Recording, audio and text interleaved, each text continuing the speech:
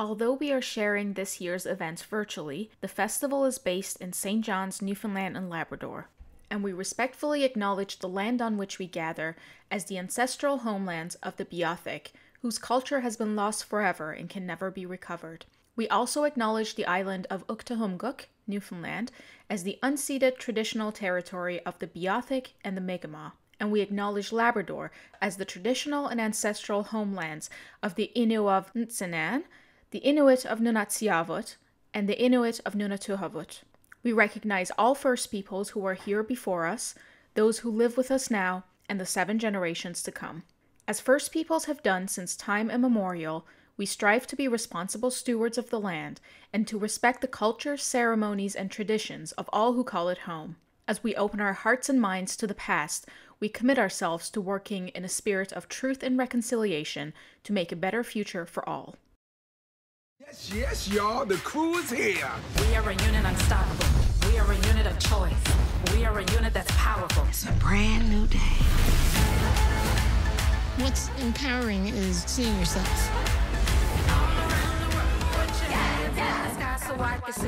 It celebrates expressions of all kinds. Raise them up.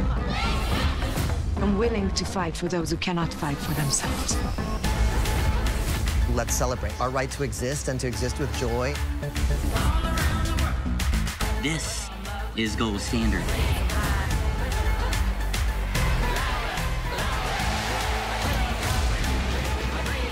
We can change this world for the better.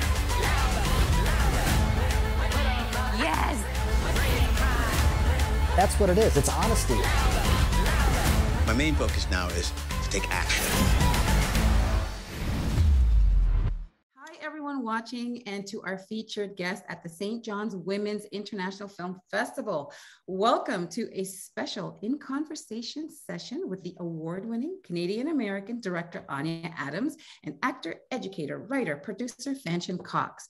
We are going to be focusing on their extensive work spotlighting Black and underrepresented voices across the industry in above and below the line roles, both through their Webby-nominated podcast, Sista Brunch, and their work in film, television, and storytelling. Through this panel, we are bringing the vital voices of Anya and Fanshen to a Canadian audience for the first time. So my name is Deanna Cadette. As a visual description, I am a Black woman with short black hair and brown skin, and I'm wearing a pink top. I oversee the WarnerMedia Access Canada programs, and this program is sponsoring this panel. So awesome. Before we get started, I'm so excited to hear from Anya and Fanshen, but before we get started, let's take time for a land acknowledgement. I know the card was playing beforehand, but I just want to go into why we do land acknowledgement. So this is a traditional Indigenous custom before the start of any gathering. Some of us in the audience may not be from Indigenous communities, but we do this to honor the land and the enduring presence and incredible resilience of Indigenous peoples. Particularly as September 30th marks the first National Day for Truth and Reconciliation, honoring the lost children and survivors of residential schools, their families and communities. This reminds us of the vital work that we have to do to support the relationships with Indigenous communities. And as a Black woman, as we as Black women say, these are our cousins. So we want to embrace their struggles as our own. So that's the reason why we do the land acknowledgement, and it's been playing in a card beforehand. So thank you for that, everybody. And now let's go into right into the questions. Actually, I'm going to go into a bio. I'm going to big up Anya and Fanshen. Adams is an award-winning director, most recently taking home the NAACP Image Award for Best Director in Comedy for 2020. Anya's career skyrocketed. That's right. Hey. Skyrocketed after directing an episode of Blackish in 2017. Since then, she has gone on to direct the Netflix pilot Ginny and Georgia, episodes of The Good Place, Single Parents, G.L.O.W, Charm, Fresh Off the Boat, Speechless, and more. and she's Canadian and American. Yes. And Fanshen Cox. Wait a minute. I just can't believe she's my friend. Every time I hear one of her, I'm serious. I'm like, are we friends? And we're colleagues? She's amazing. We've been friends, though. We've been friends. Oh my gosh. That's true. too, but she blowing up. I just keep thinking she gonna forget me at some point, but she keeps answering my phone calls. Oh my gosh, you guys, okay, I cannot wait to get into this conversation. It's gonna take 3 hours. Sorry, everybody, but sorry, people. Fanshen is an award-winning playwright, actor, producer, educator who just wrapped 7 years of touring her one-woman show, One Drop of Love. Fanshen is also a producer and development executive at Matt Damon and Ben Affleck's Pearl Street Films. Woo! She served as a Peace Corps volunteer in Cape Verde, West Africa, and holds a BA in Spanish and Education, an MA in English as a second language. Yep. Okay. Hola. All right. Second language. That's true. Right. An MFA in TV, film, and theater. She has been honored with distinguished alumni awards from California State University, Los Angeles, and from Teachers College, Columbia University. She serves on the board of the Annenberg Inclusion Initiative and on the Kennedy Center's Turnaround Arts Equity Advisory Committee.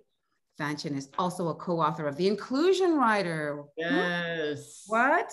Which really hit the public consciousness in 2018 when Frances McDormand spoke about it at the Oscars. So, well, I'm glad, you know what is so amazing about it? I'm glad that we're bringing these stories and who's behind all of these wonderful things to light to the Canadian audience. You know, I just want to point out before we get into the question, I won't even have time to ask questions because the two of y'all are going to be talking to, look, y'all, this is what happens when you work in the US company. It just switch it up. This code switch it all the way up. Code switch it. We have my West Indianness. Hey, sister, bring it. From my West Indianness. Yeah. Oh, I'm Dominica. Okay, here we go. Oh my gosh, our organization. Dominica. I lived in Dominica when I was a baby. You did not? Yes. Not the Republic. Dominica? No, Dominica. That's the thing. Everyone says, you don't mean Dominican Republic. I'm like, no, I lived in Dominica. My parents were going to move us there. What? We gotta get into, Okay, this is a whole other Sista Brunch. Okay. Yeah. Okay, so for today, I just want to mention that, you know, our audience is broad. It's varied. There's, you know, people who are students, creators, industry folks, people from various abilities, racial backgrounds, cultural backgrounds, sexual orientations, gender identities, and more. But with Anya and Fanshen's amazing insights and careers and experiences, there is someone for everybody. It's a smorgasbord of good stuff. I don't know if I said that properly. So okay, so we're ready to go. We got some questions. Hang on to your hats. It's going to be a fun session, I hope. If I can do my job properly, I know they're going to be stellar. So, starting with a question that you ask your guests at the beginning of your podcast. That's right. I've been doing my homework. Yo, she listened. So, the film and TV business is mysterious to most people, even the people who are in it. Everyone has a different story to tell. Please tell us about your individual journeys, how you got started, your high points, your low points, if you want to talk about that, to where you got to today. So I'm going to go in reverse alphabetical order. Fanshen. Okay. Tell us about your origin story. This is good because Anya kind of has something to do with my origin story, which really I moved out to LA in 2001 to be an actor and learned right away that they didn't understand the kind of the scope of Blackness enough to understand what to do with somebody who looked like me. You know, so it was either stereotyping me as a Black woman or trying to turn me into a white woman. And so there was a lot of struggles there. I finally went back to school. So that's when I did my MFA at Cal State LA, which is the cheapest MFA in the United States. And therefore this beautiful campus full of people from, you know, various socioeconomic backgrounds and racial backgrounds, et cetera. But that's where I created my one-woman show. And when I created it, it wasn't for Hollywood. It wasn't for my friends in high places. It was for my mom, honestly, and my dad. It was about how do I come to reconcile our relationships, come to understand how race has gotten in the way, race and racism have affected our family. And so doing that show then kind of propelled me as an actor, as a producer, as a playwright. And Anya came to see the show actually in LA when we filmed it, just so we could have kind of a version to send out to festivals. And Then I grew up with Matt Damon and Ben Affleck. So this is full on nepotism, the way that our relationship started. And they saw the show and decided to come on as executive producers. But frankly, pretty early on, they also started to do and say some things that were very counter to everything that I was saying with the show. And so we had some challenging, difficult, but transparent conversations. And that led to them bringing me on at Pearl Street. Really, I had this kind of nebulous title, which is head of strategic outreach, because everybody was afraid to say inclusion. And I was okay with that because I didn't want to get pigeonholed. But early on, I co-created the inclusion rider for the two of them to use in their negotiations with studios to make sure that the studio is committing to casting diverse and representative cast and crew, rather, to hiring cast and crew. And that's really how I got started, was through pushing for impact, both through my play as well as through Matt and Ben. I've now become a full-fledged development executive, so I get to help people do what I got to do for myself, which is to tell stories, to plant the seedlings of the idea and see a story all the way through to distribution. And I absolutely love it because I get to work with people like us, and I get to help make sure that film and TV looks like what the world actually looks like. So that's how I got started. Fanshen is a truth teller, man. You don't sit up in a meeting with her and she tells the truth. Yeah, we love that because she's in rooms that a lot of us can't get into, and she keeps people honest. Yes. Yeah. Yes. It's important.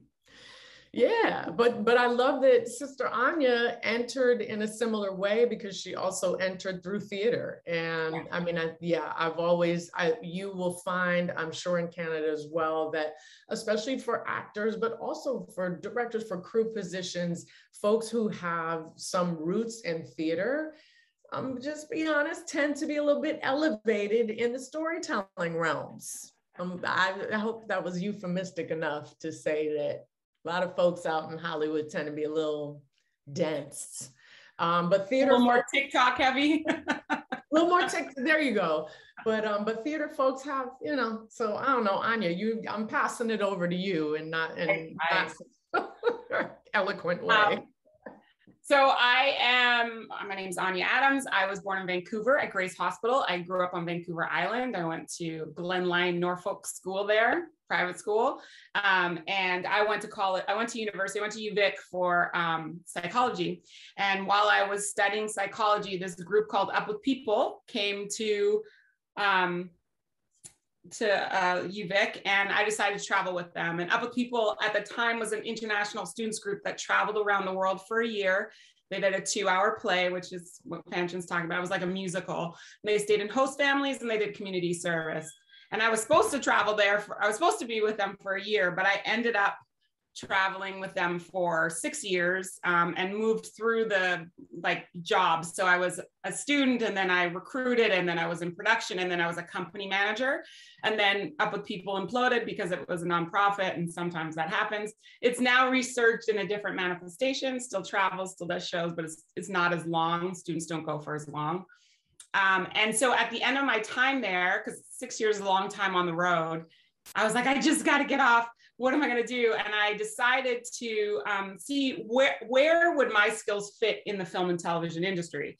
And I was looking on the internet back in the day because I'm older, back in the day when there was a lot of stuff on there. But what I did find was the Directors Guild of America training program. So because my mother and father are American, I have dual citizenship. And so I was looking at how could I get into the industry in the States? And that was the DGA training program. So they have a program that trains you to be an assistant director, which is really technically the job that leads to the unit production manager and the line producer and eventually producer. And it can be very administrative.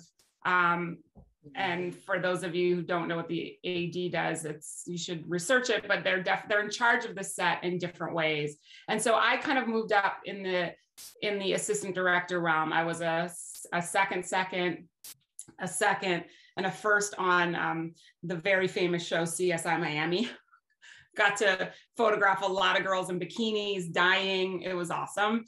But that was my kind of, that's where I grew up and did multiple jobs. And then once I got to a first AD, one of the things that you learn once you get in the industry is it's really important to have a network and to have a group of people that can support you and hire you and, you know, vouch for you. And so because I kind of grew up on one show, even though I've been a DGA trainee and had been on a bunch of shows, I really had only actively worked on one. I recognized that I had to get out. So I started working on a couple different shows, and primarily it was in the death and dying realm. I was, again, on CSI Miami. I did Body of Proof. I did all these shows that were really about people being murdered and morgue stuff. And I'm like to laugh. So I at one point I was like, look, I got to get myself out of this ADing morgue things and get into comedy. And so the first thing I did was the Mindy Project, which I was really excited about because I was working with a woman of color and I was her first AD. And so it was an incredible experience. And at that time, I started thinking, like, I've been working as an AD for a while. Where's my next step? And I, you know, like Fanshen said, I've been in theater when I was younger. I really liked the creative side of ADing. A lot of times people don't know this, but like the assistant director sets the stage for the actors to act. So if they're background on set, the assistant director is in charge of creating that environment. So the actor feels like they're in the environment, and you as the audience sees that too, you know, a coffee shop or a street or whatever. So I really enjoyed that part of it, and working with the background and actors to get to where they needed to be for the scene. And so I thought, I want to move to directing, and how do I do that? Because it's not the natural jump for assistant director. So I actually approached Mindy and said, hey, I want to direct. Will you give me an episode? Because, you know, you got to ask for what you want. And she said, sure. What have you done? And I said, yeah, that's a good point. I haven't done anything. I probably should do something. So it was a really good, like, kind of boost for me. And at that point, Blackish was starting, and I had a couple friends on that show who wanted me to come over and be a first AD there. And so what I said was, I'd love to come if you give me an opportunity to direct, or at least consider it. And so I moved over to Blackish, and I was ADing for them. And at the end of season 2, Kenya Barris gave me an episode. And in the course of those 2 years, I also directed a short film with Marseille Martin called Lemonade Mafia. I did something to show Kenya and others, like, I can direct, I can put this together. This is, you know, this is what it would look like if I had something on my own to do. And so he gave me an episode, and from there, it was the universe telling me I was in the right place, essentially, because I directed an episode called Sister Sister. It was like, that was the Blackish episode. Then we went on hiatus, and right before we came back, I got another 2 episodes of another show, and then it just kind of started to steamroll because I let people know that NAACP Awards. That was later. She's working nonstop, y'all. She's working nonstop at this point.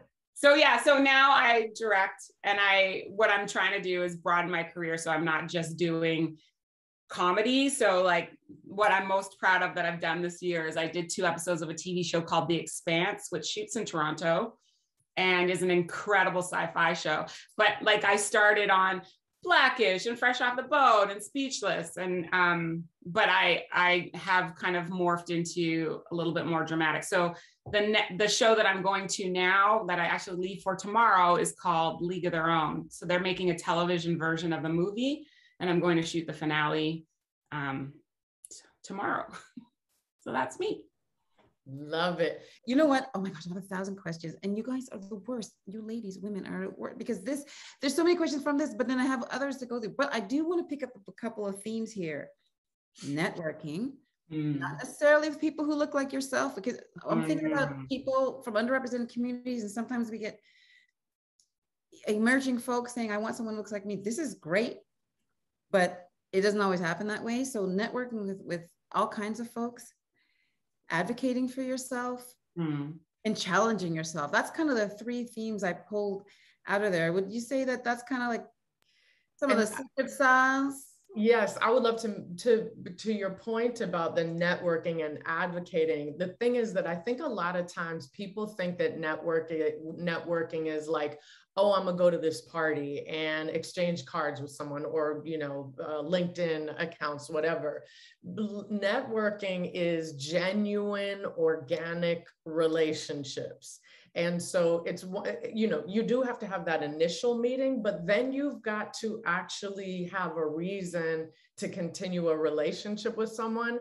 And I find a lot of times, especially folks that I kind of just meet and already start asking me to read their stuff, or already start going and pitching work. And I'm kind of like, I just want to know you, because I might not be the right person to help produce your content like that.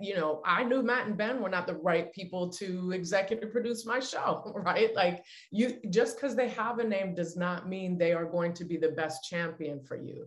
And then to your second point about advocating for yourself, it takes having those relationships. It took Anya having a relationship with Kenya Barris that happened over time. So it wasn't just immediate. It was like he saw her working. He saw her, making her own film.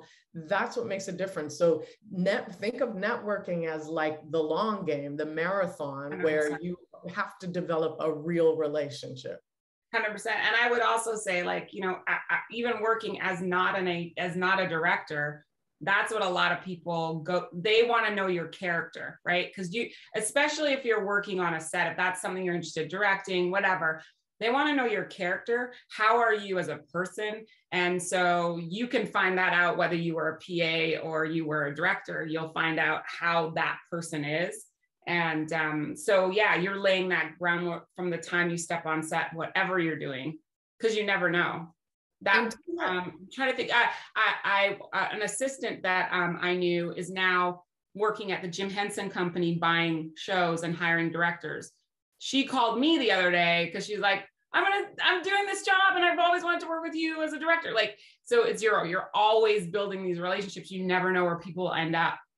So. I'm very glad you said that, Anya, because I have a show idea for the Henson Company. Okay. So we'll talk after this. But wait, I don't know you well enough. We gotta see y'all see. I told you, she gonna forget us. No, like and to that point about the authenticity of it is, how am I put this? Not all people who look like us are out for us either. You know what I'm saying? So like so it has to be a genuine relationship. I'm not for everybody, right? And other folks, they might get a lot of fanfare for even their inclusion work, but that doesn't mean the two of you are going to mesh. Never feel like if you don't mesh with that person, that's the end of your career. It just means you got to shift and find the folks that are right for you. Yeah. That's so true. So much goodness. And there's a question I have about resilience. So we're going to get to there, but I want to, Anya. Yes. Sorry. This is how my mother, West Indian women are like, of a certain age is like, Anya, our Canadian audience is, okay. Anyway, our Canadian audience is going to be keenly interested in your perspective in the industry as a Canadian American. That's questions coming up. I know. What can you tell our audience about how that perspective may or may not impact your work? Maybe it does, maybe it doesn't. So Canadian perspective, it's so interesting because I feel like we're such a Canadian perspective. Sorry, say it again. So I meant, I shouldn't say Canadian because it means different things to different people. So I'll say your Canadian perspective. That's my Canadian perspective. Yeah. I mean, that is so true because what I will say is one of the reasons I wanted to move to the States is because I was in such a homogeneous situation in Victoria. It's very, very white, sprinkling of Asian, not a lot of Black. I wanted to kind of experience a little more culture. So I came from a very small town. So that was my kind of impetus to get out. But I do find as a Canadian, I'm so much more sensitive to First Nations stuff that Americans just have no clue about, don't care about, aren't working towards any type of reconciliation. And like just being in Vancouver this last weekend, and going to the art gallery and seeing this incredible display about September 3rd, like just the little tiny boots of the children. And there's such a public and cultural awareness, and at least the effort is being made at a level that is not even happening in the States. So I do feel sometimes like as a Canadian, I'm more aware of that and articulate stuff more about that kind of stuff. But otherwise, I feel like we're very kind of, especially living in Vancouver, it's very close to the States. My parents were American, so I don't think that I have like a distinctly Canadian view that's challenged a lot in the US. I'm sorry if that's not helpful. No, that is awesome. I was like, I don't know. No, that's fantastic, because I didn't even think that you were going into that realm of relationship with the Indigenous communities here and how much it's on our minds. And this past summer with Canada Day, you just felt that everyone was sort of like questioning, like, let's think about this day in a different way, and let's mourn together with our cousins who children. So that, I didn't even think you were going to go in that direction. And that's the beauty of these sorts of panels and interactions, because you think this is going to be the answer and I'm going to move on to here, but it doesn't go that way. And that's the beauty of it. All right, Fanshen. We did get into, in your intro, you did get into your work with the inclusion rider, and I know a bit about the background of how you came up with the idea, and you're a co-creator of it. Did you want to go into that a little bit? And I also want to know how it has evolved, because I was listening to some of the podcasts and there's some interesting points there about persons with disabilities and colorism being written into that. So, just like the origins of that and with your co-creators and the changes over time.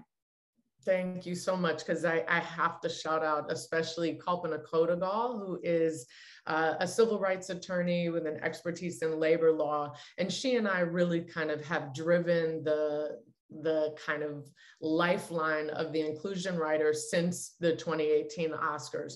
We co-created it with a woman named Stacy Smith, who works at USC Annenberg, University of Southern California, Annenberg, and she's a data analyst. So they really kind of shame the industry annually and sometimes more frequently with data. And data is so important, and it's a really important aspect of the inclusion rider, because it's a 4-step approach. So the first approach is that the production company or studio has to agree to diversifying and deepening the hiring pool. So they already have to start from the beginning of saying, we're going to hire for this crew position or audition for this cast member, and we've got to broaden the pool of people that we're even going to interview or audition.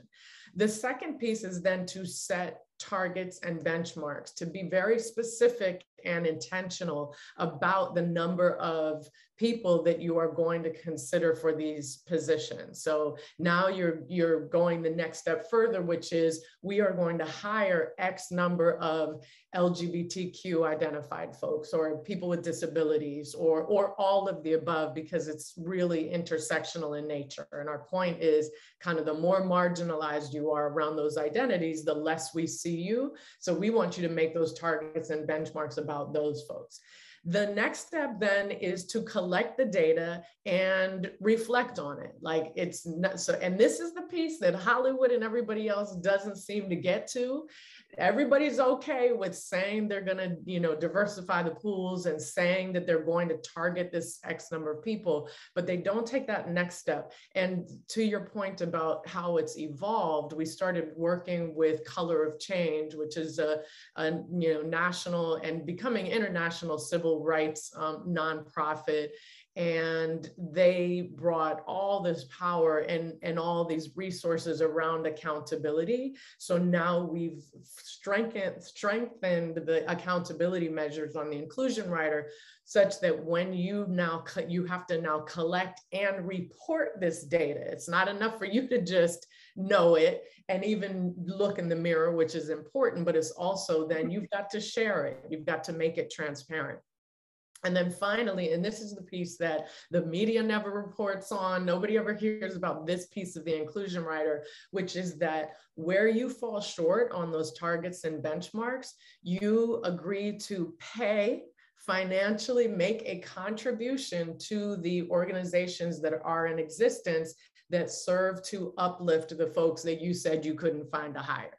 So places like the JTC list, Women of Color Unite, which is now international. So y'all should check them out. Go to womenofcolorunite.org, I think it is, or Google search the JTC list, which is a database of women of color filmmakers. So this is how it evolved in that sense, was to really be clear about those second two steps that the studios and production companies are always hemming and hawing on. Like that's where it gets tough. So we're pushing, and by the way, it is not an inclusion rider unless it includes those two steps. So we got all kinds of folks saying they're doing an inclusion rider, but if they're not coming through on those accountability measures, that's not an inclusion rider. Call it something else, call it what you will, it's not an inclusion rider.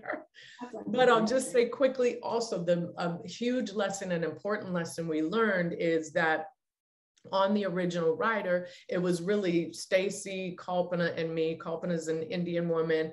I'm a Black woman. And by the way, we didn't do our visual representation, so maybe at the end we should do it and then add it in. But and Stacy's a white woman. So and all of us cisgendered, all of us, you know, abled people. So what we did on this new version of it with Color of Change is consult with organizations for people with disabilities like respectability.org. We consulted with Illuminative for making sure we have Indigenous and Native representation. And we have added in, especially in our looking at intersectional identities, information on colorism, because that is the next thing that all of us, including all us light-skinned women on this call right now on the Zoom, right, that this is something that in all, you know, internationally is a problem. And so, yeah, so we really strengthened it, and we will continue to evolve.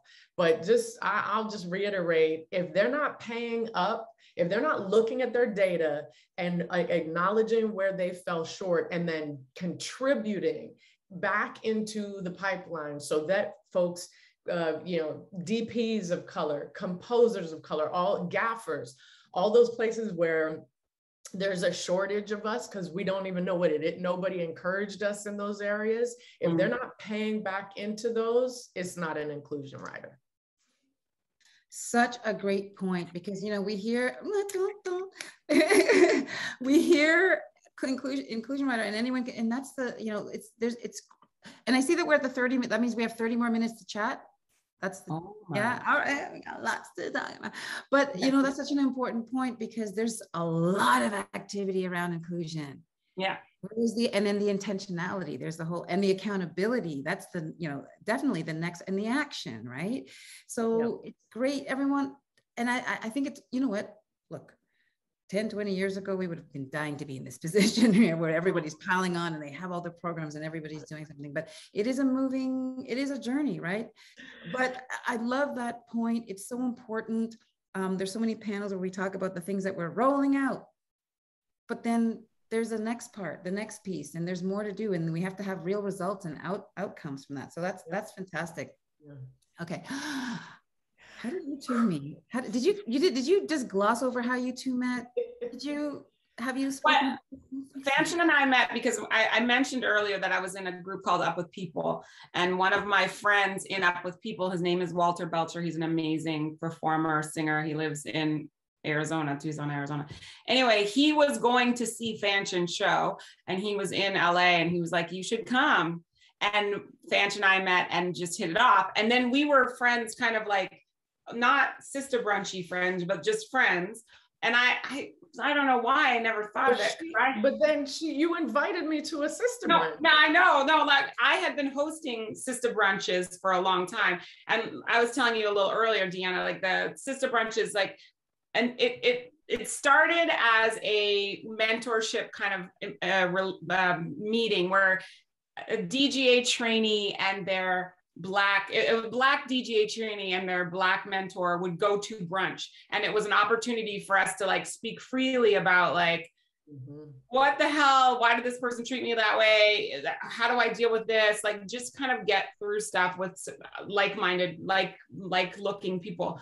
And then it started to kind of grow, and we would have it in, like, usually it was in my backyard at my house, and it would be like, UPM and, a couple of PAs and a writer, and like just women that were in the industry that were of color who were looking for some sort of fellowship. And also it was an opportunity for us to sit together and be like, I got to do this. This is what I'm doing. Like share our successes, share like, maybe, this is a potential pitfall. Watch out for the show because these things consistently happen. So if you're there, this is how you protect yourself. It was that kind of group.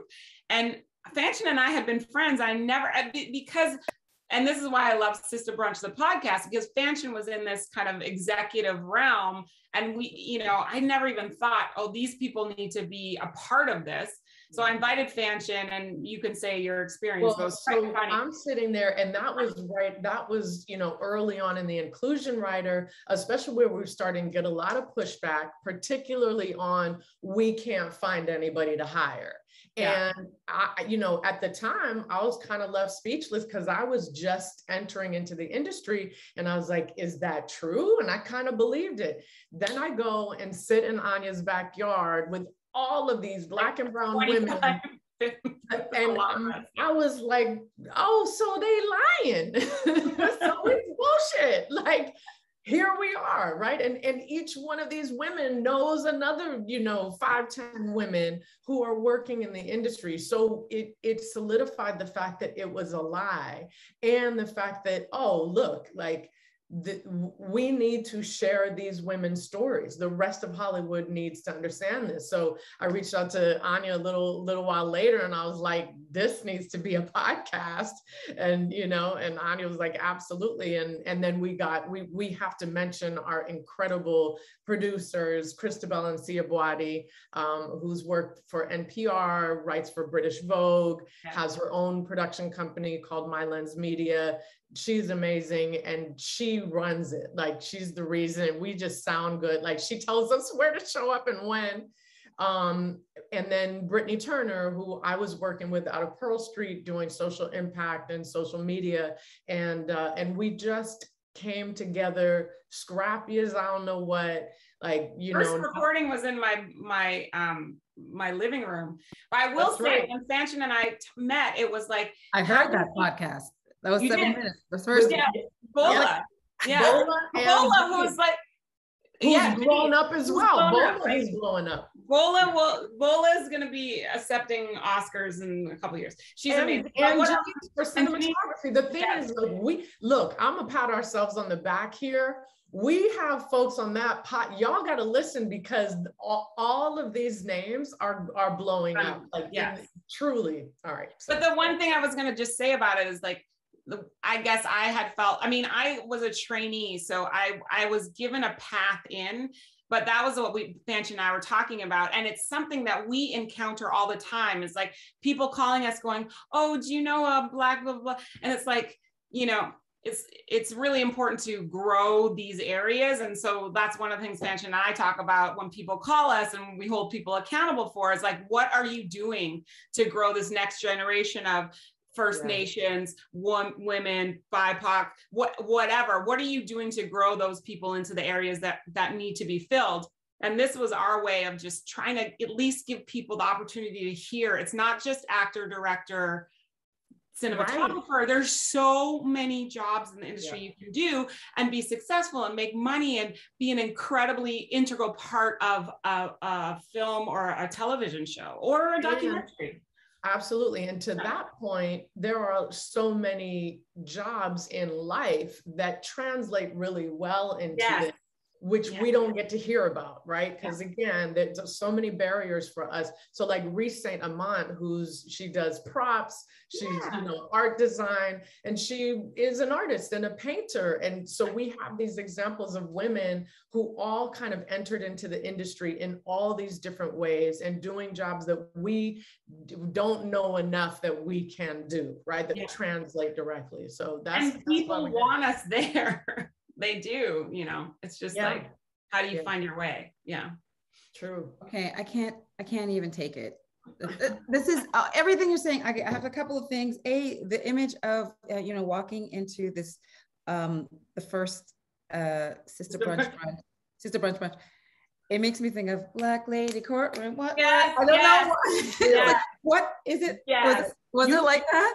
Yeah. Honestly, and it is like that. The thing is, and plus now Anya has upgraded her home, so it's going to be a whole. I don't even know. I'm afraid of what the next one's going to be. But it is like your annual, and it happens more frequently than that, but like if you can imagine the most beautiful, joyful, and look, we also go off on some of her, like we because the point is, as Anya said, like it develops so that you could be real about the struggles and about asking questions like, was this right when they asked to touch my hair? Or like, how do I respond to that? You know, just, and that's a small example, but and yes, there are drinks. So, you know, that helps with the atmosphere. Great food as well, but it's what you need. It feeds your soul in ways that will help you go back into the office the next day or go back on set and feel the strength to like keep going. And know people have your back, and you can like just pick up the text and be like, yo, it's happening again, or like there's so many things, but it's such a great, and again, it's also networking. We're always throwing out this person's looking for a job. We need to, you know, it's pretty great. So listen to the podcast and join our community. Yeah. Well, we're going to get into the podcast. I have a big chunk of my. Okay. Yeah. We don't have to talk about it right now. Okay. Oh my gosh. But before I get right into it, okay. We know that Issa and Molly had split at some point, and they have to, you know, get their relationship back together. I was listening to your podcast. How do you sustain the chemistry? You know, we know how it is. Like, we are our best sister. We love her so much. And I have to say, this is personal. And then there's something happens. But how do you guys keep the chemistry going? I love that. I would say, honestly, that we're very honest with each other. Like, there have been times where I'm like, hey, Fanshen, are you talking? Shut up. She's saying it nice here, but she's like, hey, Fanshen, could you be quiet so that I can get a word in edgewise? No, I'm telling you, like, or like Fanshen's like, Anya, you're conspicuously absent. We need you to be more present. I need you to commit to these, you know, like we're very honest with each other, but also we have like, the gut like guiding force for us is to enlighten and help women learn, and that is something that we can always come back to. That's like you know, a divining kind of spirit for us. So, you know, whatever is happening, if we anchor down to that, we're on the same page. And it really goes back to the point about how you network and who you network with, because, you know, same, Deanna, like I've tried numerous of team efforts and collaborative efforts with other Black women or brown women or Indigenous women, Asian women, and sometimes it's there and sometimes it's not. This one is here. So it's like when we get together in person, it's just, it's sisters, like it's so, you know, and then we have stretches, and fortunately we do have a hiatus. So then we miss each other just enough to be able to go back in. So we take breaks as well, you know, that matters. But yeah, it is, you know, you got to find your people. You got to find your people. And this is our people. And as Anya said, the common thread is everybody who works on this show wants to bring up other women. Like that's the driving factor. Or at least just enlighten them, let them know so they can make their choose. But know that the choice is there. Right. And yeah. Oh my gosh, so amazing. And it's so, and I am pulling this out because I am thinking mindful of the audience in terms of, you know, building community is at the heart of everything, and having that mission. I think, you know, sometimes we are getting into these organizations or doing these kinds of things together. And then if we don't have that grounding, like that divining rod, or how you described it, Anya, it's so important for people to go into these kinds of partnerships and know that this is the thing that's driving us. Yes, we're gonna have problems and we're gonna have like disagreements, and maybe we need to go apart for a little bit. But I think it's so important, just something to reinforce to people out there who, you know, people who are starting these kind of organizations or partnerships to further inclusion, and sometimes they just don't work out because that mission maybe has been forgotten and we haven't been able to speak to each other. I was going to shout out my team, which is amazing: Melanie Nipanak Hadley, Erica Kumar, Luisa Alvarez Restrepo, our new team member, Jara Konote, who just joined us yesterday.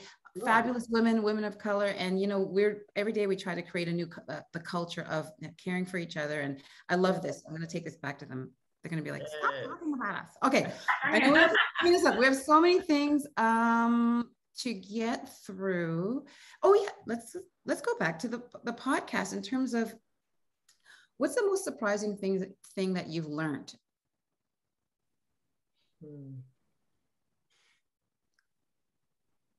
Surprising thing.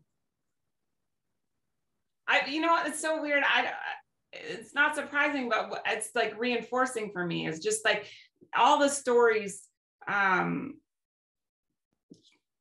mean, I feel like success, these women's success comes from tenacity, from always putting one foot in front of the other, even if you don't have you know, even if you're not fully confident all the time, because I am not. But it's like just moving forward and thinking outside the box, like Kelly talking about, like she went to just walked across the street from where she was working and walked in and was like, yo, are you guys hiring? Because I'm interested in casting. Like just having the balls to, like, you know, get out there. It's not surprising. I think it's reaffirming for me, because I find kinship in most of the women we talk to in terms of like, yeah, I did that in some way. And that's how we're moving forward, is because of those things. It's funny. I'm realizing just from that question, because I've never really thought about it, but something that has been surprising and so beautiful about our guests is that I think to a person, nobody was raised in an entertainment family. Like our guests did not have access to the resources that would propel you the way Matt and Ben had, you know, not only their whiteness and their cis maleness, but also their connections as young people. But our guest, and Kelly is such a perfect example, Kelly Edwards, who's now staff writer and I think a producer also on Our Kind of People, which just debuted. But on the podcast, she was just entering into her writing, her script. She was reading a very high at HBO, where she was director of diversity, but she decided she wanted to follow her passion, which was writing, and she got into Sundance. And you know, but her parents were like dentists, and I'm trying to remember, right? Like our guests are so incredible. And Janiece Whitehead, who's one of my favorites, she was a first AC, a camera person, and she's now at AFI, the American Film Institute, studying cinematography. So, and again, she was like a Spanish major in college. She traveled abroad, you know, just it's important to know that everything you do in life can feed your storytelling skills. So never let anybody tell you like, oh, if you don't move out to Hollywood immediately, you're not going to make it. In fact, the more you expand your knowledge and your perceptions of other people and your experiences in the world, the stronger storytelling you will have control over, because you're going to meet a whole lot of people in this industry who are quite limited, which is exactly why the representations have been so white and been so male, is because they're very limited in their, creatively, they are limited. Y'all don't be that way. Like, it's not enough just for you to be a Black queer woman, as example. Like, you have to have storytelling skills, which means you understand the world, you understand other people, you are broader than just being focused on a career. And that's what I also found surprising and beautiful about our guests. That's amazing. I wanted to drill down a little bit. I got it was exciting to listen to your podcast, and can you just give the folks out there just a taste of what it is, like who you're interviewing? I was actually really surprised by how much emphasis there was on Black women in below the line roles. That was surprising for me, because we do talk a lot about amazing writers and directors and producers. That's fantastic. But as the below the line gal myself from back in the day, to hear these interviews, and this is not just, as a Black woman, which is fantastic for me. I take that. That's what I take from it, right? But what the job is, oh my gosh, this is a public service, okay? Yeah. Can you tell audience, tell us about, just who you're reaching in terms of your guests, who they are, what kind of range of roles they have in the industry, what the kinds of issues or themes they're bringing up. Let's just dig into that a little bit more, because I want the audience after this is like, go out there, you find the podcast, you listen to it. Please. Over and over again, because it is phenomenal. You're really getting, and the demystification is something that we're always trying to do too. Okay, so I'm just talking on and on, but I'm gonna let you guys just talk about who your guests are, what the key themes are, what the roles the variety of roles you've been able to Anya, do you want to talk about Alicia Lewis? Because I feel like Alicia and Reese, to me, stand out as examples of kind of below the line. Like, a lot of people don't know that those roles exist. Like, those are because look, the truth is, we do have, especially with our partnership with Time's Up, we do have executives, we do have DPs, we do have writers, we do have some of those kind of roles that you think of immediately. But I just think she's a great example. Well, we have Camille Friend, who also, yeah, absolutely, yes.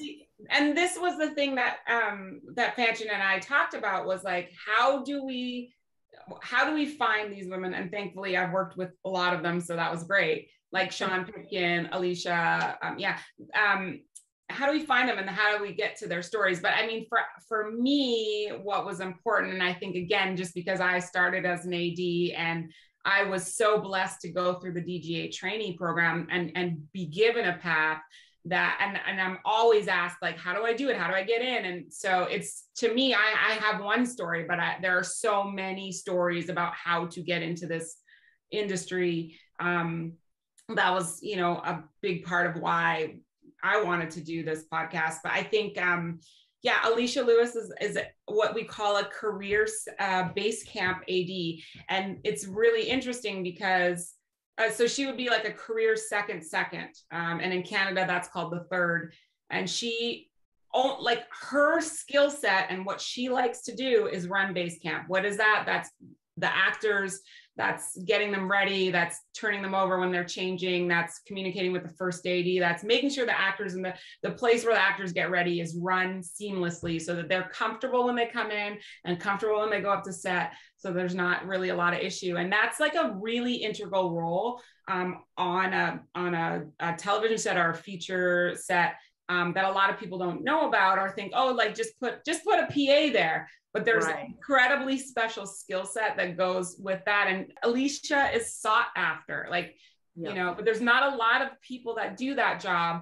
And she's constantly fighting for her financial, like the financial kind of compensation for that, because you can throw somebody inexperienced there, but watch how your show loses money because you're waiting for actors or whatever. But you got Alicia in there, she's going to run it really well. And that's what she does. It's really funny because I worked with her on the Mindy Project. So like when you think about the AD job, it's like the third, the second, the first, and you're like, oh, people want to move from the third to the second to the first. That's what you want to do.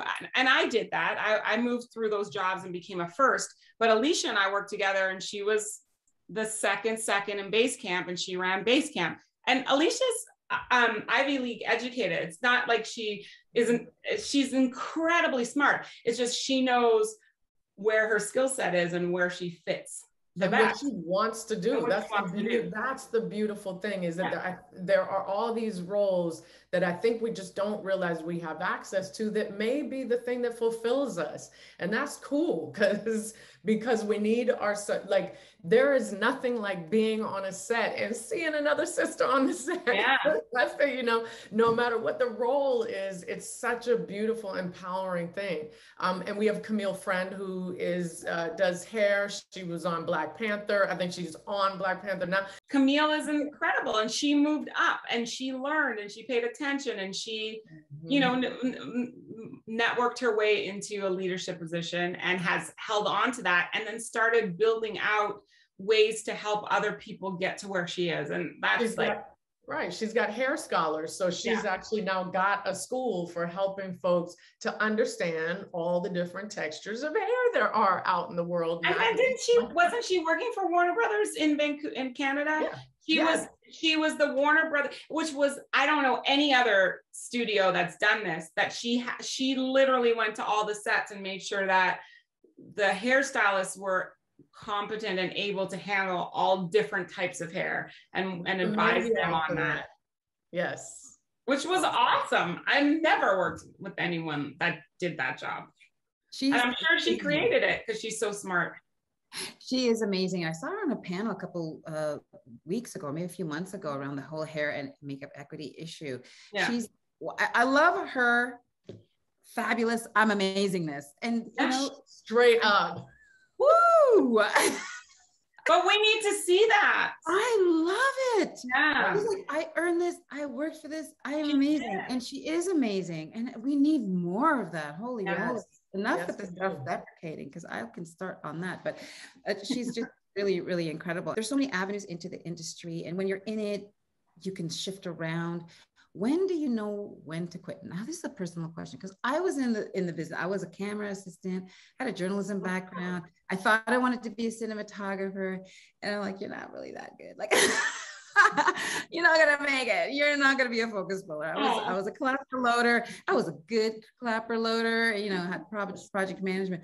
But I had to look in the mirror and I was like, you're not going to be a cinematographer. And not because of any kind of like someone holding me back. It's just like, I don't think that's for you. But I love my time in the industry, and I love my time as a clapper loader, second AC. But for anyone else, and that was a personal, you know, exploration as to when should I quit and where should I go? Holy moly, and that was a whole journey. But the question to you is like, when do you know when to pivot, and when do you know to quit, or should you hang on? Are you quitting too soon, or is it like you really should go? I'll share a story on that, which is, you know, as I said, I moved out to LA to be an actor. And unlike my role, you know, as an executive, I was full on like expecting Matt and Ben to help me. You know, like as an executive, I've been like, y'all actually are detrimental to a lot of things I want to do. But as an actor, I was like, put me in a movie.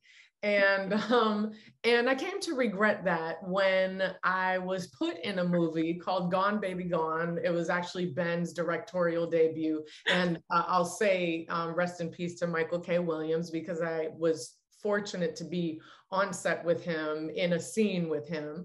But I didn't have any lines, and it was my first big set. And, you know, they gave me like a camera operator, like up in my face to follow me on set. And we're just kind of like, you know, just improvise your way through it. I was dressed as a cop, and I already have issues with Boston cops, and y'all know why, because we Black folks.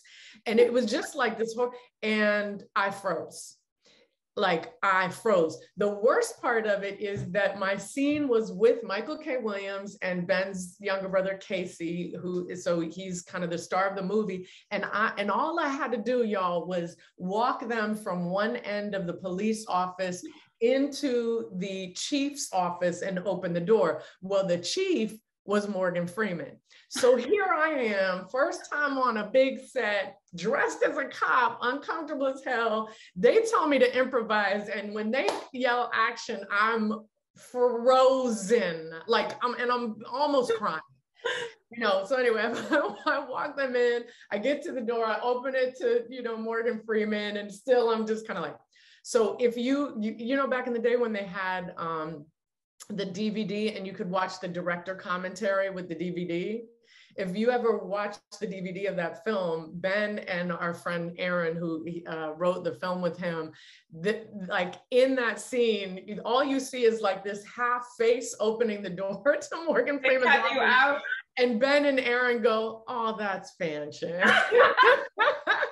So I say that to say that I was like, oh my God, I'm horrible. Like, I'm done. I should never do this again. I didn't belong on this set, and on one hand, it did lead me to understand that film and TV is probably not for me. Film and TV acting is not for me. It is not something that fills my soul. But I then went on to create my own one-woman show, a theater piece. And theater was always my first love. And ironically, I came all the way to LA from New York to do theater. But it was, if I had given up completely on acting, I never would have done this show. And the show is everything. It is what propelled me as a producer, as a playwright, as an actor. So when you pivot, it doesn't mean having to go completely outside of what you've done. It means, oh, this piece isn't for me. It's exactly what we're saying about networking. Oh, this person isn't for me. We're not connecting, but the industry is for me. And there are other people in the industry that are for me. So acting is for me. It's just a different form of it. So I would say that these folks are going to tell you to give up. They want you to give up. Don't give up. Just find your strengths. Find where your strengths fit in and where you feel good about yourself. I would just also add, like, how do you know that it's time for you to change or not do this anymore if you don't care?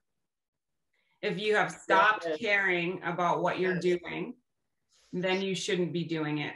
Amen. And all of us have worked with people who don't care. And I was one of those people who didn't care. I worked on CSI Miami for a very long time. And by the end of it, I didn't really care. And it affected my work. And and the reason why I stayed there a long time too, because I was afraid to leave. Because I was in a place where I knew everybody. I was comfortable. I was making money. It was fine. But I started not really caring about my job, and that was affecting other people. And I was afraid to leave because like I said earlier, I'd only worked on CSI Miami as a first AD, and I didn't know if I could get another job.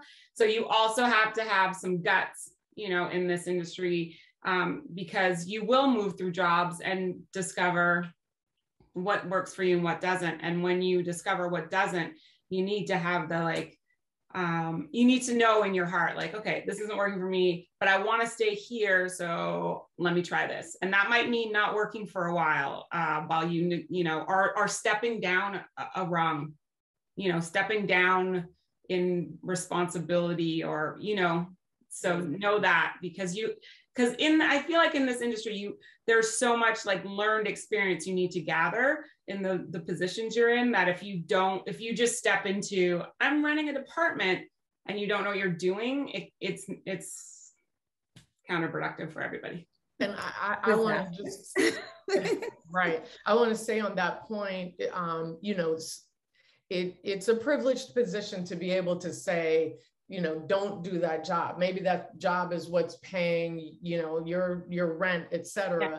But, and I'll plug the podcast again. One of the beautiful things about our guests is they talk about the hard times. They talk about, Bola talks about coming out to LA and being on someone's couch for a while. Like, on Anya's, well, others too. She was on my couch. You know, you like part of how you know you care is that you're willing to sleep on a couch, right? Or be a PA for a while, or do kinds of roles that you don't necessarily love in order to get to the thing that you love. So it's that balance of paying your rent, eating well, self-care, all the self-care needs, right? Yeah.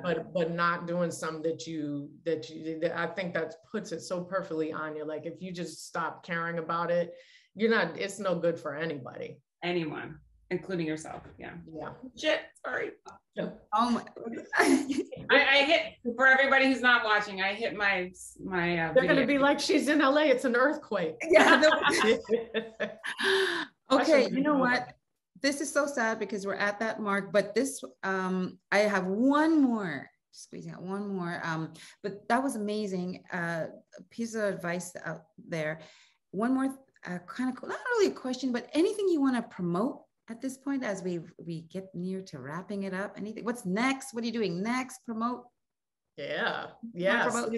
We're about to record season 3 of the podcast, which means there are full 2 seasons for you to listen to, subscribe, to review it, give us all the high stars, sisters, because we're going to tell you, you're going to love this and you're going to get your life from this. So definitely, please, we're on Apple Podcasts, Spotify, I think Google, wherever you, and then also from the website, sistabrunch.com. Around the lines of like just taking risks, at 51 years old, I have started a YouTube channel. And so True G.L.O. Media, it's called TRUJULO.com. You can go to the website, but the YouTube channel is about just a kind of a visual version of what we do on the podcast, which is like encouraging Black, Brown, Asian, Indigenous folks to know that you belong in this industry, to help you enter and to help you stay in the industry. So I'd appreciate your subscribes and likes and comments, like especially get on there and challenge me if you don't agree with what I say, or if you do, just say I agree. Anya, where can the people find you on your 30,000 social media profile? She's just saying that because I have a dog and he has an Instagram page. And yes, I do. And I do that because I don't want people to get sick and tired of my dog pictures. So if you want to see pictures of my dog, you go to his page. You can follow me on Directed by Anya on Instagram. And I just recommend the TV show The Expanse because it's amazing. And also I did 2 episodes this season and it's the last season. So I was very proud of those. And I would say I'm getting ready to do A League of Their Own, which is going to be a really cool show. And then this is like on a personal note, but my father, who was an artist, who just got married, like I was saying, but he's an artist, is being featured at the Vancouver Art Gallery. So if you have time to walk down there, his name is Anya Adams, and he's got about 10 pieces up on the 2nd floor, and it's pretty cool. So that's what I would plug. Love it. Wonderful. Amazing. It was so wonderful, lovely, exciting, fun, informative to speak with both of y'all. You know, when I saw your bios, I was like, oh my God, they're so accomplished. I'm so nervous. And you have both amazing, down to earth, and really people that I think, I look up to. Although we're in the same age group. I'll see you at the Sista Brunch. So thank you so much. I want to thank our wonderful guest, Anya Adams and Fanshen Cox, for a fun, informative chat. Wishing you continued success. I can't wait to listen to your season 3 and to re-listen to season 1 and 2. I want to thank the St. Like John's and subscribe and review and all of that. And all the stars and all the comments, and like I'm gonna call you out, go down to your house and tell you all this stuff. I want to thank the St. John's Women's International Film Organizers. Thank you so much. I want to shout out to Louise Alvarez Restrepo, who's on our team. She is the film festival lead, and she organized this. She got us to sponsor this panel. So WarnerMedia Access Canada. She, yes, that's right. So through her hard work in across the country with film festivals, she found this wonderful opportunity for us to sponsor. And that's right, folks. Follow listen, do all that kind of stuff. Big ups to the St. John's International Women's Film Festival too. We're so glad to know about you all. You know, stay connected. We have discussed an international season for Sista Brunch. So we will definitely be in touch. Yeah. So that's all, folks. As they say, I don't know if I'm allowed to say that, but okay, that's all, folks. Thanks so much. Wonderful. Thank you. Bye, everybody. Bye-bye.